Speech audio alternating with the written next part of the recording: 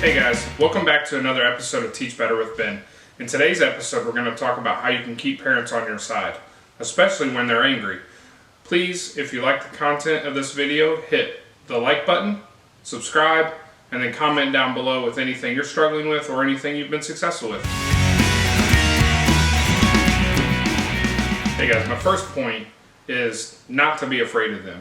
Whenever I first started teaching, whenever we had open house or orientation night, I let the parents intimidate me. I was scared of what they were going to think about my classroom, the decorations in my classroom, or what they were going to think about me throughout the year as a teacher.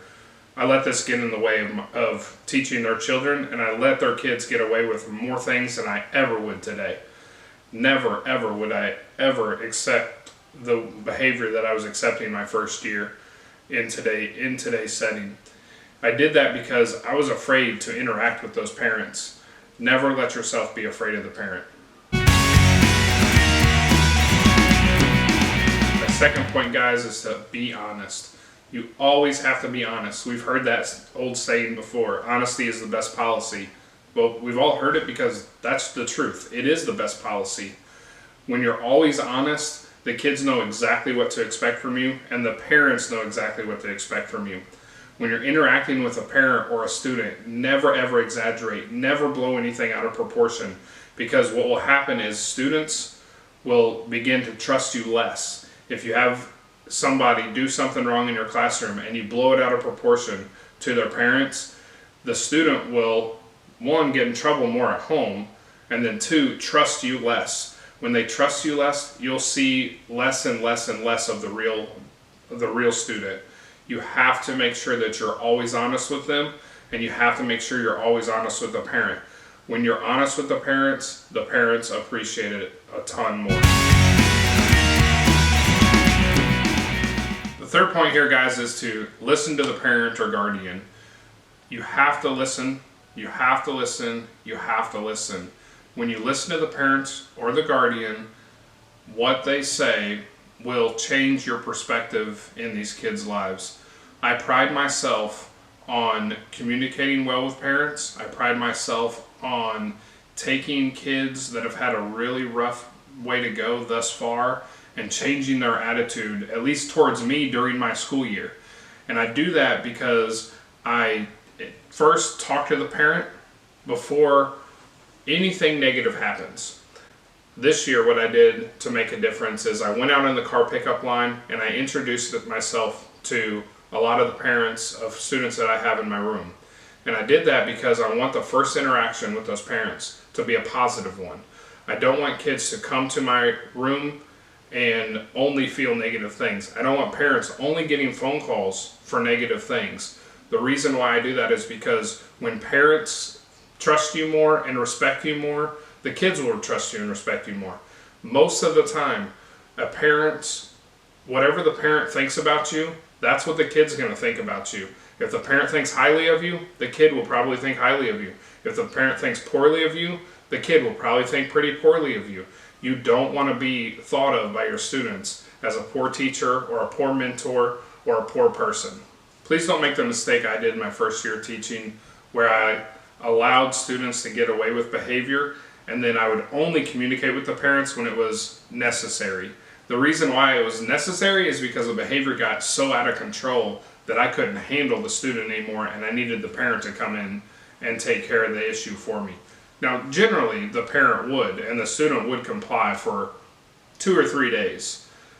After about another week, 2 weeks, it was back to the same old thing, and then I was only communicating again with the parents when it was necessary.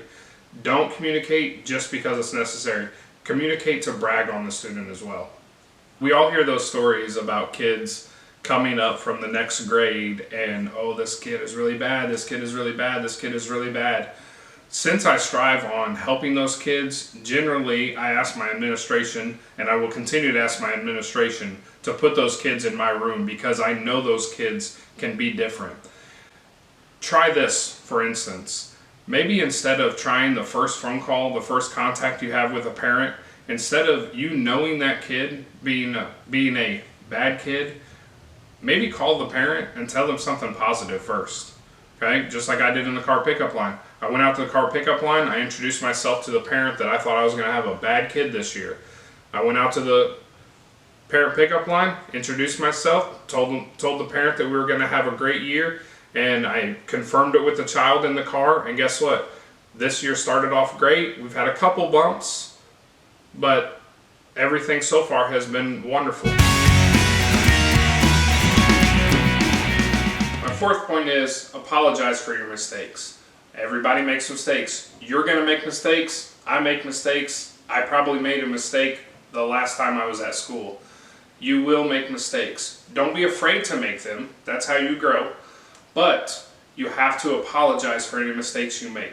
Classic example. Of course, this is again my first year teaching. Common theme here. I was teaching and I really expected the kids to go home and do their homework at nighttime. Well, in today's society, that doesn't always happen. So I said, if everybody brings back their homework tomorrow, then on Friday we'll get computers. If we don't bring back our homework, even one child doesn't bring back their homework, then guess what? The whole class doesn't get computers on Friday. I thought this was going to be a tactic where peer pressure would set in and the kids would really think about, okay, I don't want to let down my friends, so I'm going to do my homework, make sure I get back to school. Boy, was I wrong. I had 2 kids not turn in their homework on that Friday. I sat down and I had a professor one time tell me, you have to follow through. No matter what you say, at all, you have to follow through. If you tell a kid that they're going to have to do 100 jumping jacks, you have to follow through. Okay?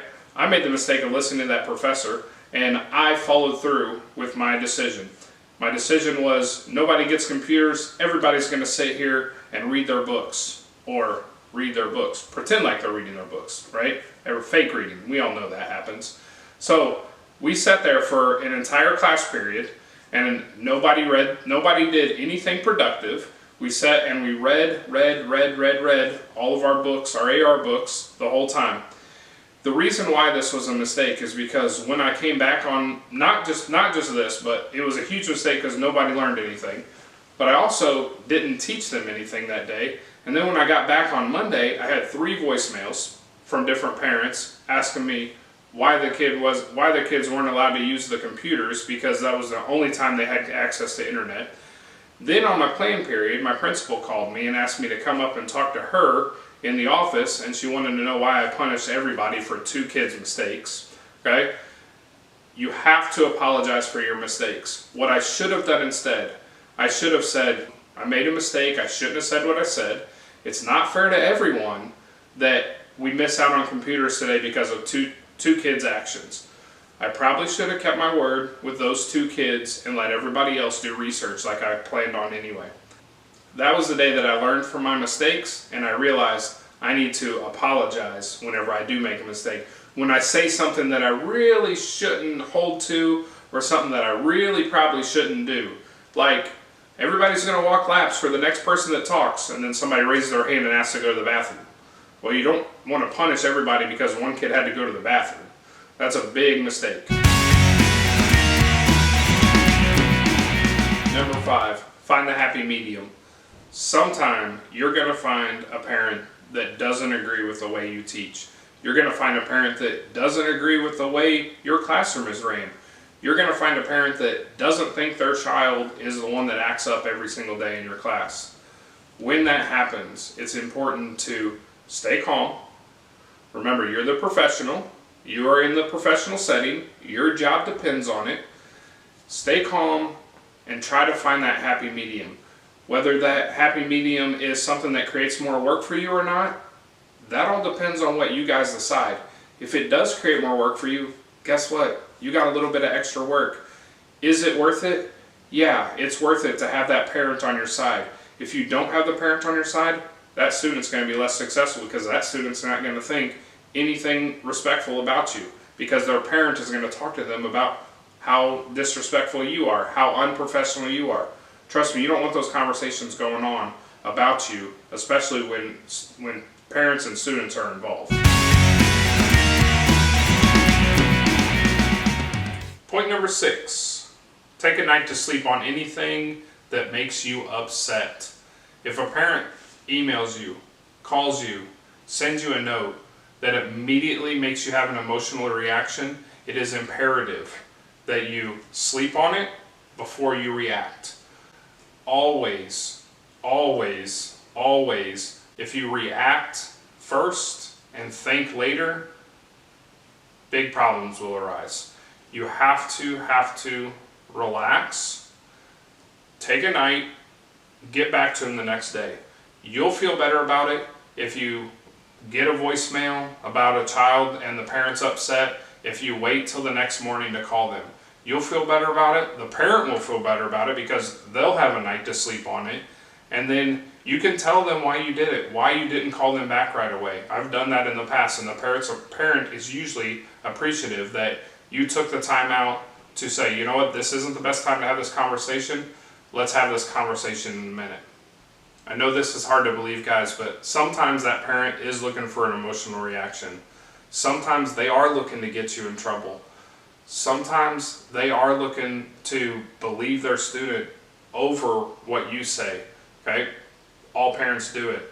Whenever I talk to my own kids, I know that if what they say, I believe it usually. If they say something, I usually believe it. If the teacher tells me something different, my child gets in trouble. Not all parents react that same way. So you have to make sure that you don't do those kind of things. Do not react emotionally.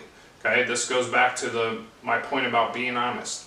This is where you have to be honest, because if the child says something, the student says something that is not true, you can simply say, that's not true. I'm always honest, and you can mean it. If you say it with conviction, they'll believe you. Point number 7, don't assume you're correct. Sometimes, I know it's hard to believe, but as teachers, we make mistakes.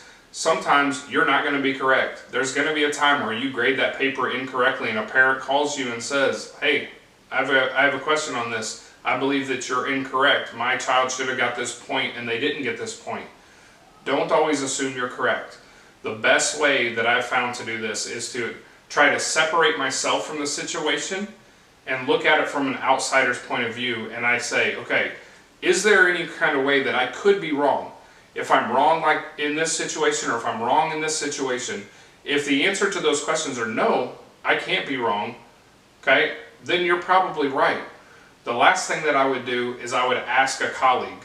I would explain the situation, be as honest as you possibly can, and then let the colleague tell you, yeah, you were right or you were wrong. This colleague has to be somebody that you trust and that trusts you and that will tell you if you are wrong. Sometimes we try to be nice to our friends and we try to say, no, you weren't wrong, when really, yeah, they were wrong. Thank you for watching this video. If you enjoyed the content, please make sure you hit that like button. It really helps out the algorithm and it's really going to help my channel grow. Please hit the subscribe button so you can see more of my content later, and please comment with a success story that you have, something that you struggle with, maybe a question, and I can try to help you with those in the next video. Remember, teachers grow better together. Thanks everybody again for watching this video. If you liked the cut, almost said comment again. Hey everybody, thanks again for watching this video. If you like the comment or the